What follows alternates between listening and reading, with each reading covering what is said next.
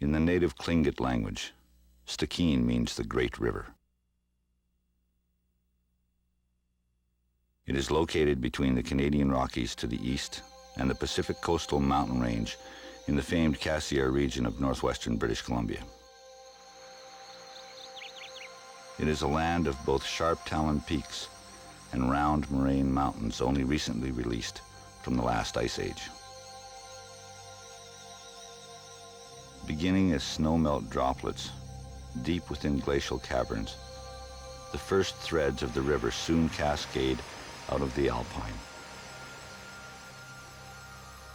weaving through meadows of Arctic birch, pausing momentarily in mountain lakes before swelling into a broad, meandering river. The upper watershed has been called North America's Serengeti because of its rich habitat and the diversity of wildlife. For within the watershed are some of the world's greatest concentrations of woodland caribou, moose, grizzly bear, and fish stocks.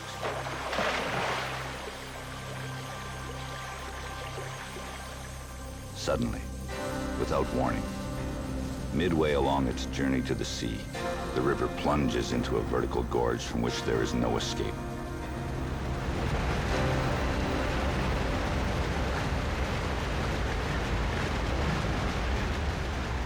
For the next 100 kilometers, it is held between walls as deep as the Eiffel Tower is high. So deep, in fact, that for much of the river's length, even the high summer sun never penetrates its depth.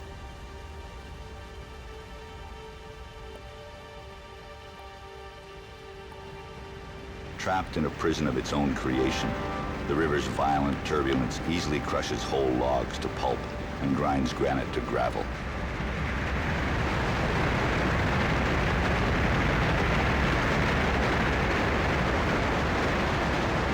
So close together are the walls of the canyon that at one point, the whole river must turn on its side to pass through a meter-wide slit.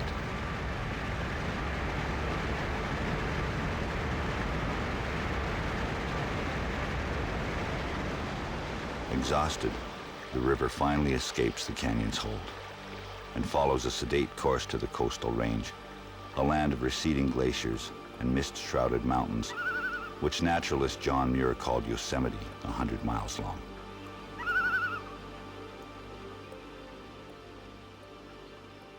Finally, fanning across a wide tidal basin, the Great River meets the Pacific Ocean near Wrangell, Alaska. Yet in its short 640-kilometer run to the sea, the watershed has drained an area the size of Switzerland.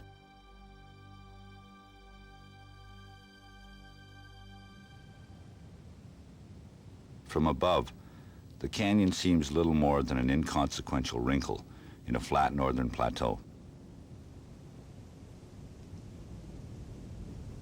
For unlike the bare walls of the Grand Canyon on the Colorado River in the United States, Canada's Grand Canyon is hidden behind veils of moss and mystery. To descend into its recesses is to enter the Earth's most majestic cathedral. The air is filled with the aria of the planet. The canyon is a network of symbiotic relations binding plants and animals into a single living ecosystem. It is because of the goats that the canyon blooms. They are the keepers of the hanging garden. By cultivating the soil with their sharp hooves, pruning and spreading pellets of seeds and manure. In turn, the pellets settle into cracks and crannies as the goats create the very environment that sustains them.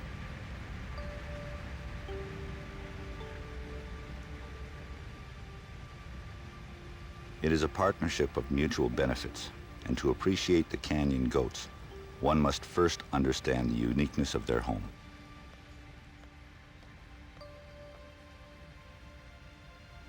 But the canyon's ecosystem does not stop at its walls. The adjacent forest abounds with grizzly bear and timber wolves. The surrounding swamps with moose and beaver.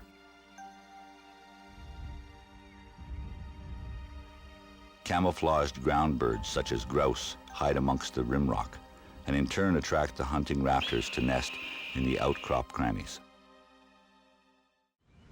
Life on the vertical is tenacity, determination of the will to survive against all odds.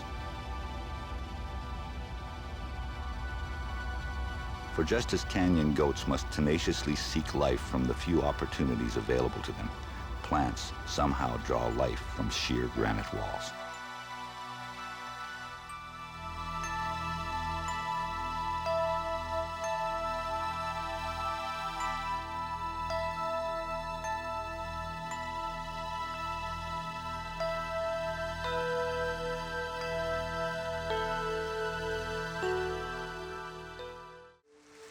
Today, most of the North American population of 70,000 live in British Columbia and Alaska. Only 400 animals are spread along Canada's Grand Canyon. With mountain goats, it's hard to tell the players, even by their uniforms, since both billies and nannies have beards and horns. A nanny's horns are thin and shaped like long stilettos that curl just at the tip, while a billy's are thicker at the base and begin curving closer to the skull. Because a goat's skull is thin and its horns lethal, it does not go lightly into battle. Since head-to-head conflict is suicidal, goats tend to mind their own business. The reason mountain goats are the aerialists of the animal kingdom is that they are built for balance. With their powerful chest muscles, they are unequaled at lifting themselves straight up. And their hips are like leaf springs, adding a final shot of propulsion to each jump. Balance isn't all structure. A lot must be learned. By learning to step with a hind foot put exactly into the print left by the front, the number of footholds can be cut in half.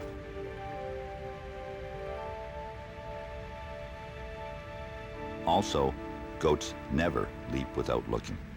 Instead, they methodically study a dangerous route down to the last detail, memorizing, choreographing many moves in advance.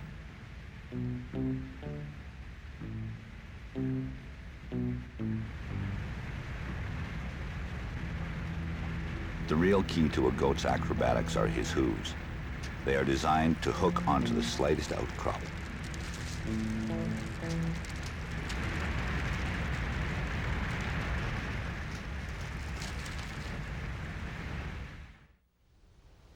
Mountain goats have 2 toes per hoof, each with a pointed tip and heel pads like sandpaper for traction on polished rock.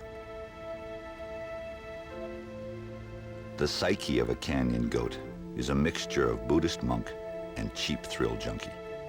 Its days divided between rumination, meditation, and daredevil drama.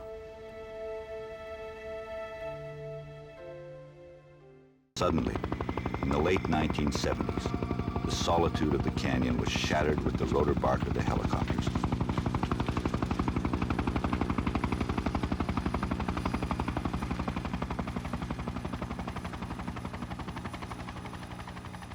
British Columbia's hydroelectric company unveiled a plan to flood the entire canyon with 2 dams staggered along its length. Each one would be over 70 stories high. After studying the terrain, Hydro's engineers concluded that technically the dams could be built, but the question was, should they? Since the life expectancy of the dams was less than 100 years, many people challenged the benefit of such short-term gains against the canyon's permanent loss. For a decade, the environmental controversy continued. Then suddenly, because of public pressure, the dam idea died as quickly as it had appeared. The camps were removed, and the canyon returned to the eagles and goats.